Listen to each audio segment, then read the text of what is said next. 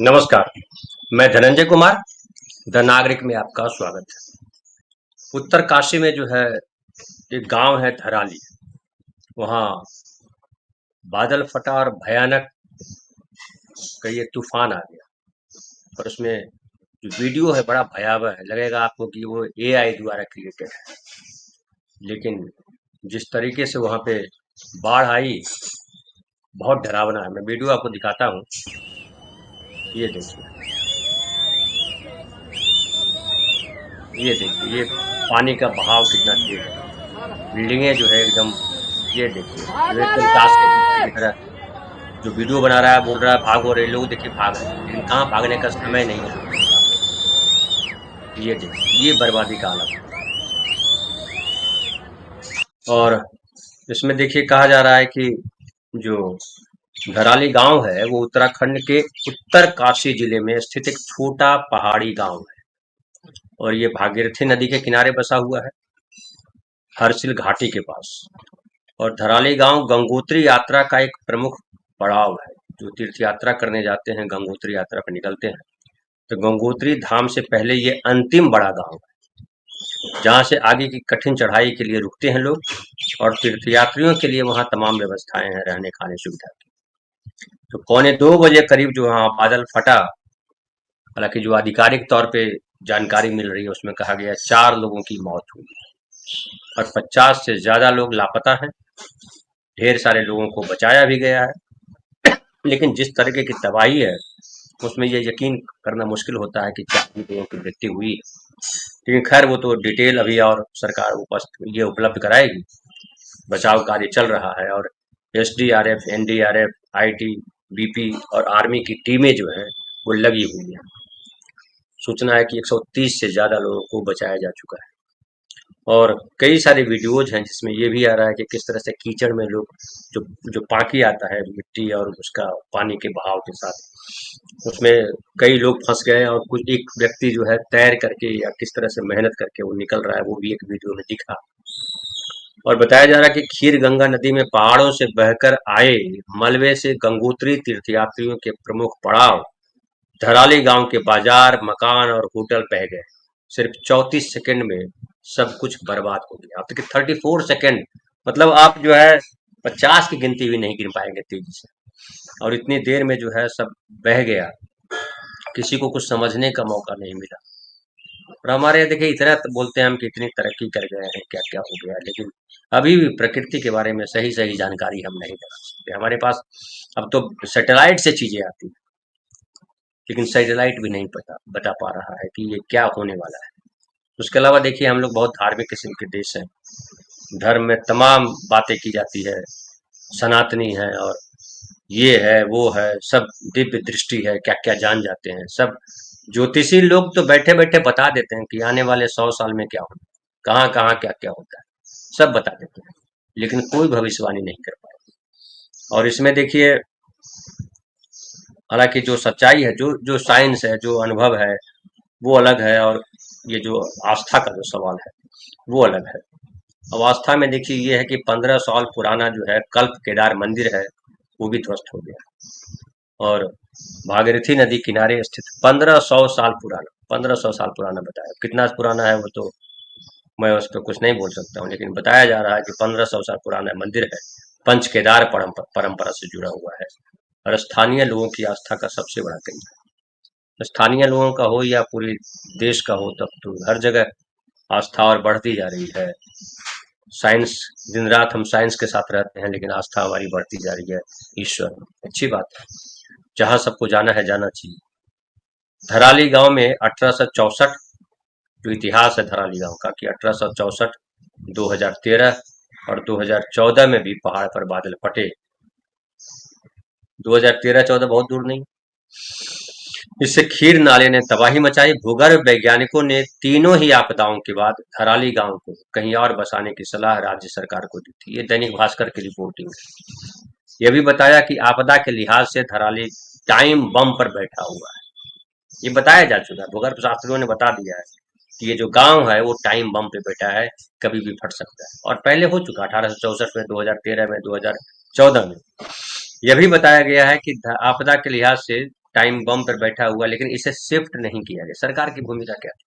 सरकार की भूमिका थी कि अगर ऐसी स्थिति है तो अपने नागरिकों की जान बचाए और उनको जो है सुरक्षित जगह पर ले जाए, गांव पूरा अलग बसा दे।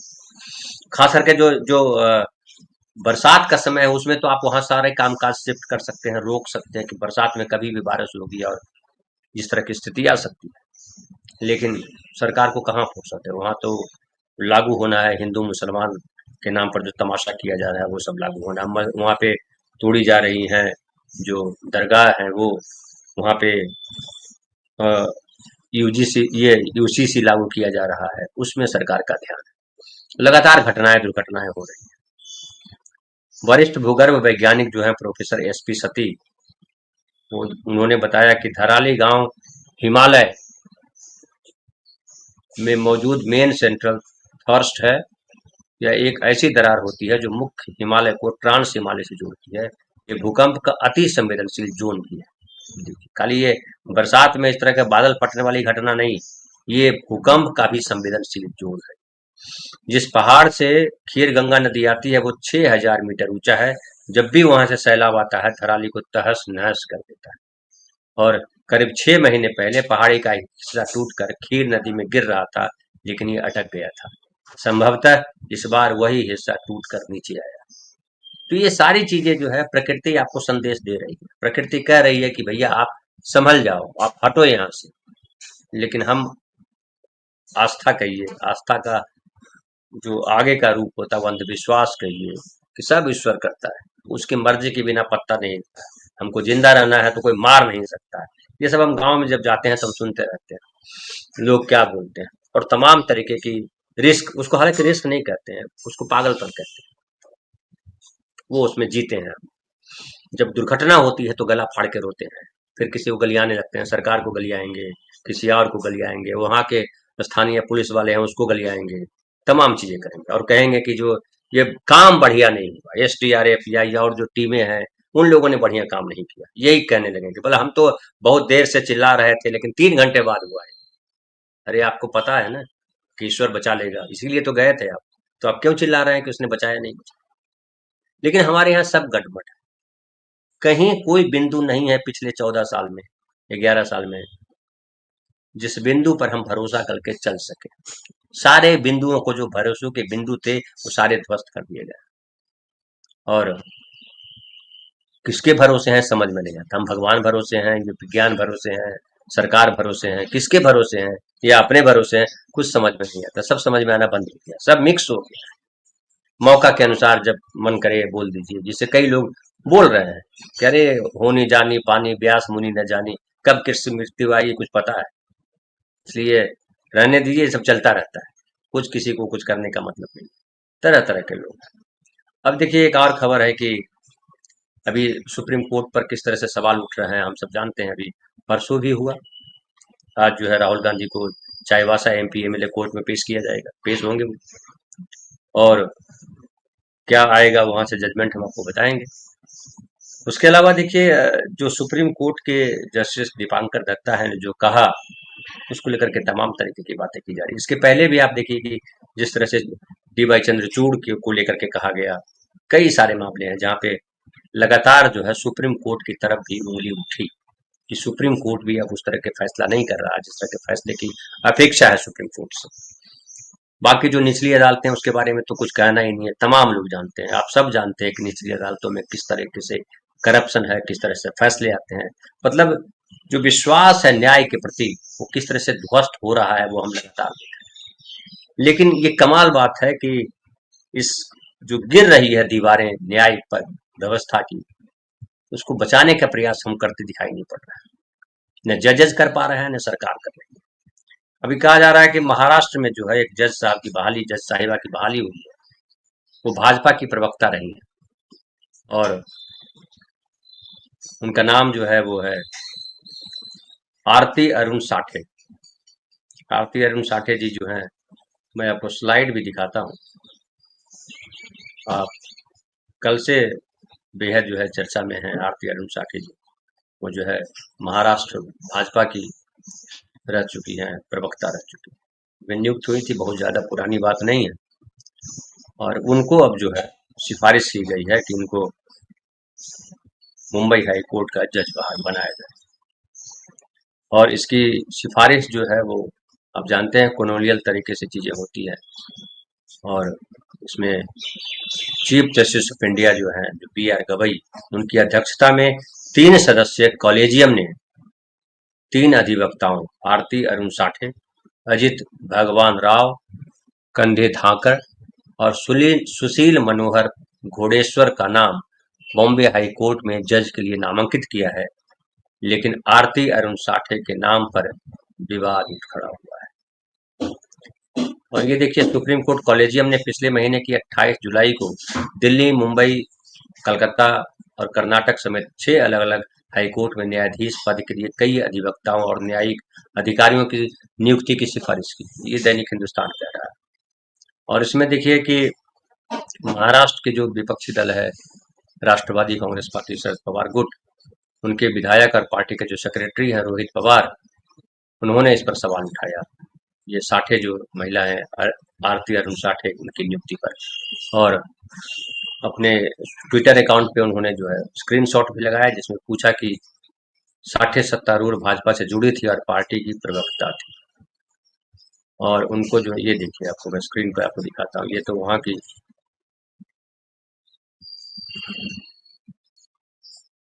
ये देखिए, ये जो प्रवक्ताओं की लिस्ट है इसमें जो घेरा हुआ है, ये देखिए वही है, आरती अरुण साठे। तो अब इस पर बड़ा हंगामा मचा हुआ, हर तरफ चर्चा हो रही है कि आरती अरुण साठे जी को क्यों नॉमिनेट किया गया है जज के तौर पे। और खास करके जब इसमें देखिए इनकी खबर जो है, इनकी डिटेल ये कि आरती अरुण साठे मुंबई भाजपा विधि प्रकोष्ठ की प्रमुख थी। उन्हें फरवरी 2023 में महाराष्ट्र भाजपा का प्रवक्ता नियुक्त किया गया था, फरवरी 2023 में। हालांकि साठे ने करीब साल भर बाद ही जनवरी 2024 में व्यक्तिगत और व्यावसायिक कारणों का हवाला देते हुए इस पद से इस्तीफा दे दिया था। इसके बाद उन्होंने 6 जनवरी 2024 को पार्टी की प्राथमिक सदस्यता और मुंबई भाजपा विधि प्रकोष्ठ के पद से इस्तीफा दे दिया था।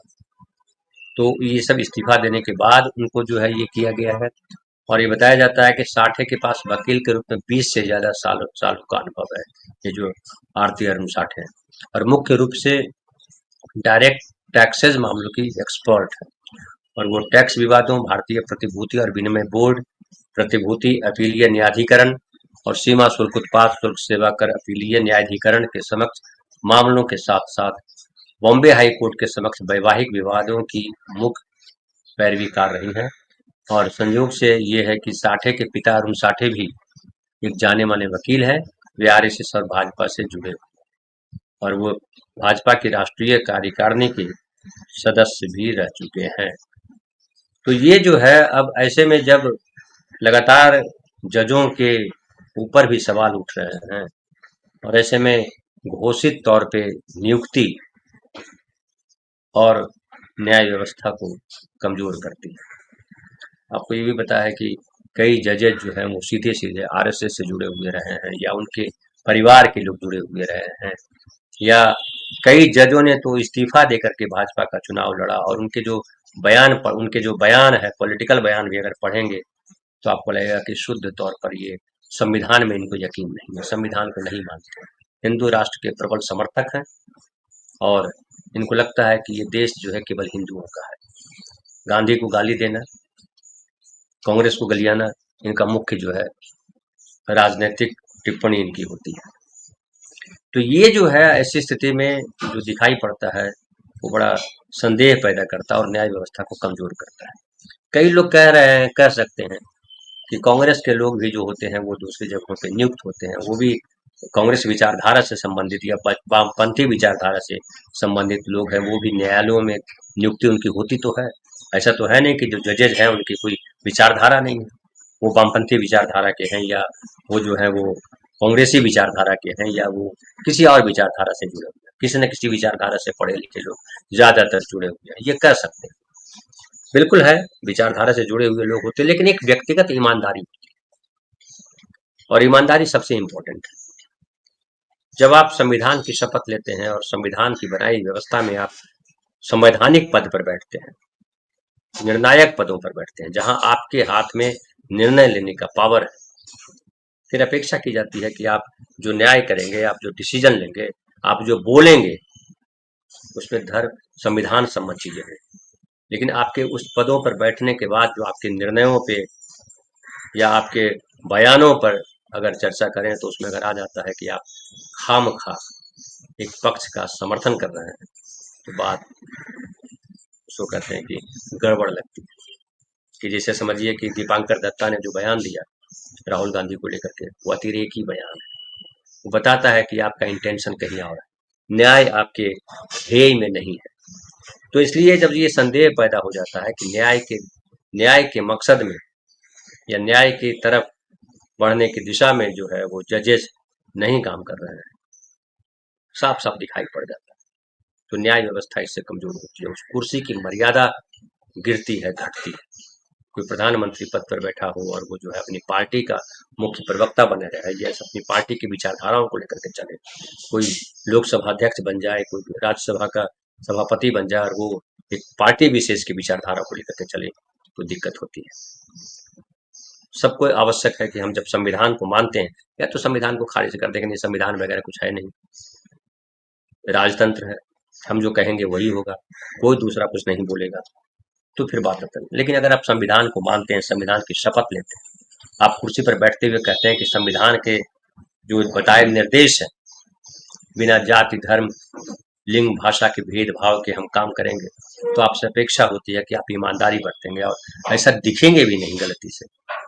आप खुद इतना कॉन्शियस होंगे कि आप ऐसा ना कोई आरोप भी न लगा सके, और अगर आरोप लगता है तो एक नैतिक जवाबदेही होती है कि आप उस पद से हट जाएं और कहें कि हाँ, ये जो आरोप लग रहा है वो गलत है, लेकिन मैं चूंकि आरोप लगा है इसलिए मैं हट जाता हूँ। इतनी भी शर्म अगर नहीं बची हो संवैधानिक पदों पर बैठे हुए लोगों में, तो ये चिंता हो जाती है कि आप जो है उस पद पे, जिस पद पे बैठे हैं, उसकी गरिमा को ध्वस्त करने के लिए, बर्बाद करने के लिए आप बैठे हुए हैं।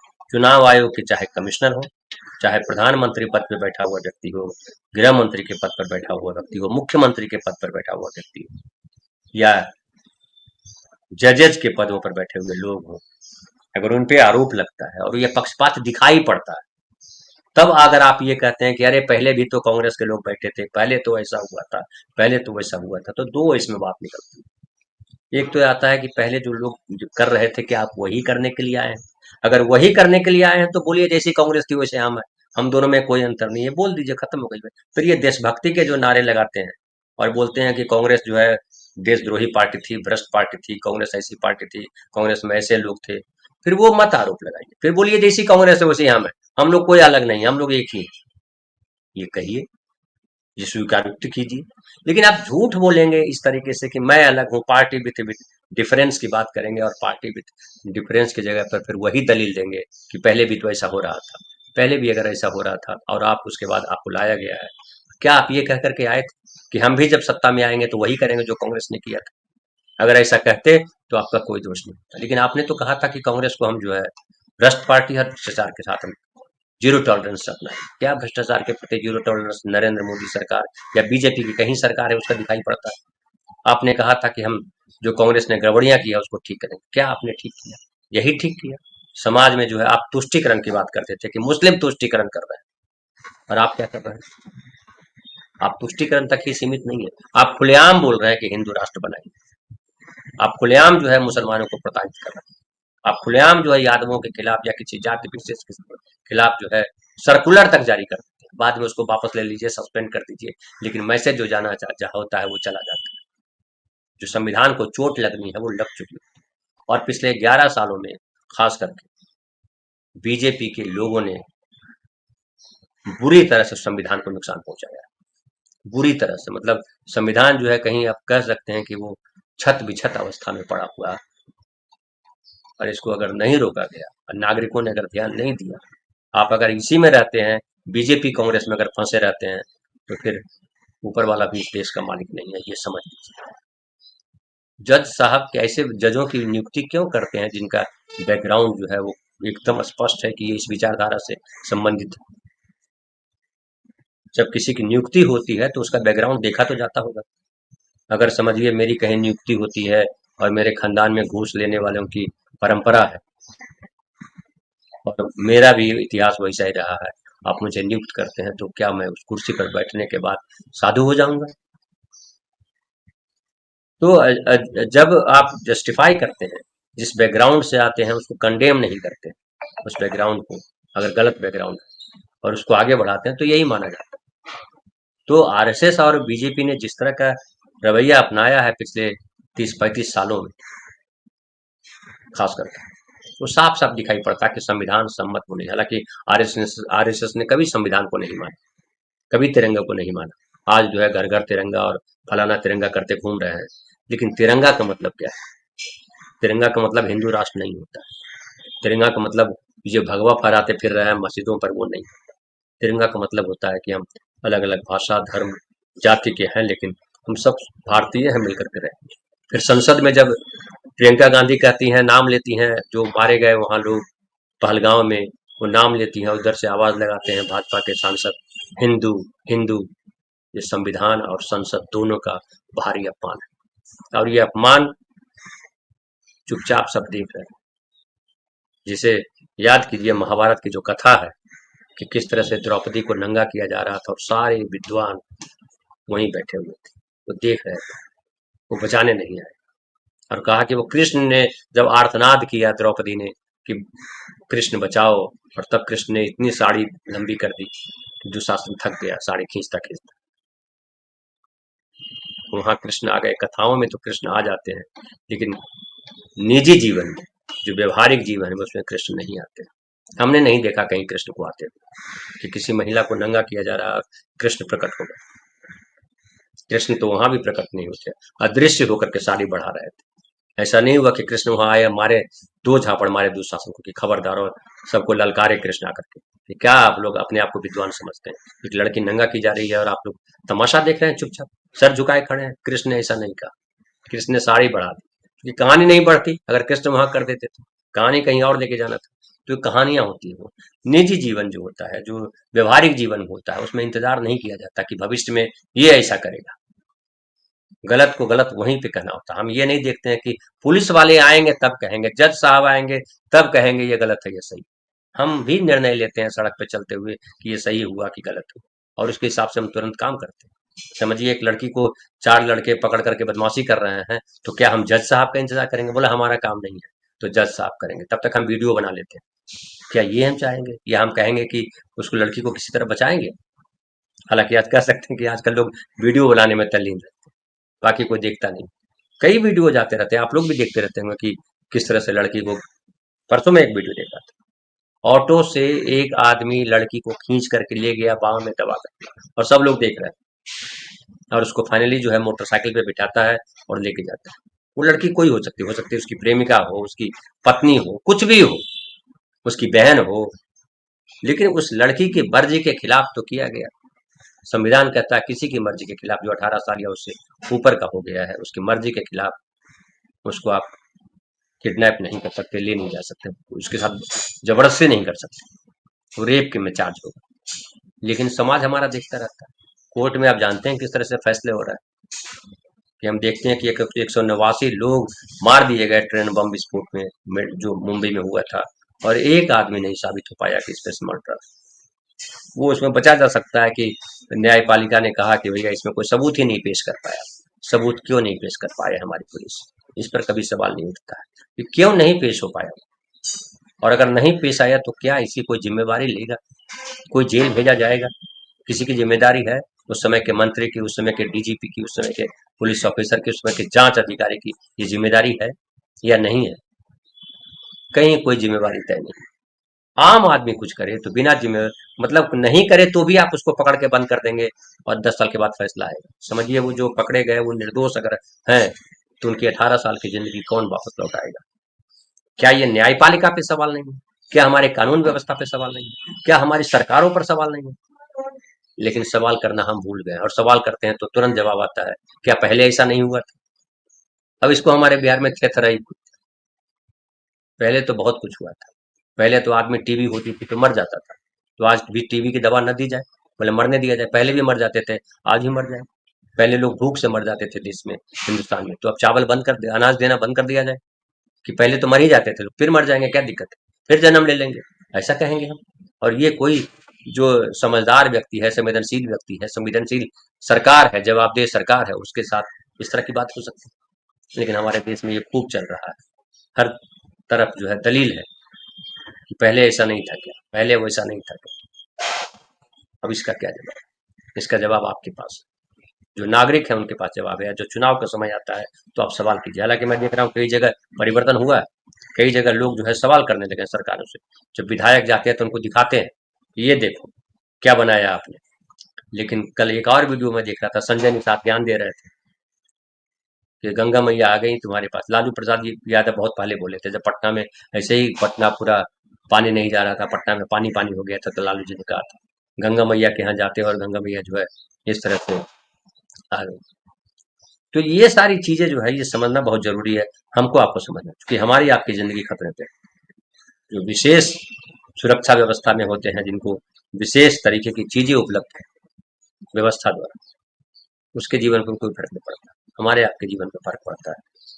तो हमको ज्यादा समझना होगा, नागरिकों को ये सबसे ज्यादा, अगर संविधान हटता है तो नागरिकों को जो सुरक्षा दी गई है, नागरिकों को जो आजादी दी गई है, जो अधिकार दिए गए हैं, वो नागरिकों के अधिकार, हम भारतीयों के अधिकार छीने जाएंगे। और जब अधिकार छीन लिए जाते हैं तो फिर वो जो है गुंडा राज हो जाता है, जिसकी लाठी उसकी भैंस हो जाती है।